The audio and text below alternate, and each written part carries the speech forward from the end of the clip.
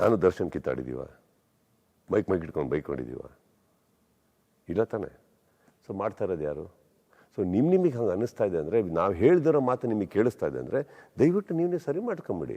ಯಾರಿಗೂ ಇಷ್ಟ ಇಲ್ಲ ಅಲ್ಲಿ ಯುದ್ಧ. ಕಾಟೇರ ಕೂತ್ಕೊಂಡು ನೋಡಿದವ್ ನಾನು ಮನೆ ಒಳಗೆ, ನನ್ನ ಮನೆಯಲ್ಲಿ ನನ್ನ ಆಡಿದ್ರಲ್ಲಿ ರಾಕ್ಲೈನ್ ಅವ್ರು ಹಾಕಿಕೊಟ್ಟಾಗ ಒಬ್ಬನೇ ಕೂತ್ಕೊಂಡು ನೋಡಿ ಅದ್ರ ಬಗ್ಗೆ ಮಾತಾಡ್ದವ್ನು ಮುಕ್ಕಾಲು ಅವ್ರು ಮಾತಾಡಿದ್ದೀನಿ ಅವ್ರ ಹತ್ರ. ನಾನು ಏನಕ್ಕೆ ಮಾಡ್ತಾ ಇದ್ದೆ ಅಷ್ಟಿದ್ರೆ? ಥಿಂಕ್ ಮಾಡಿದ್ದೀರಾ? ಅದೇನು 10 ವರ್ಷದ ಹಿಂದೆ ನಮ್ಮ ಮುಂದೆ ಇರೋದು ಪಿಕ್ಚರು ಯಾವಾಗ ಬಂದಿದ್ದು? ಅದು ನಾನು ನೋಡಿದ್ದೆ ಅವಾಗ. ಕೇಳಿ ರಾಕ್ಲೈನವ್ರಿಗೆ ಫೋನ್ ಮಾಡಿ ಸುದೀಪ್ ಏನು ಹೇಳಿದ್ರು ಅಂತ ಕೇಳಿ ಹೋಗಿ. ಎಷ್ಟೊತ್ತು ಮಾತಾಡಿದ್ದೀನಿ ಕೇಳಿ.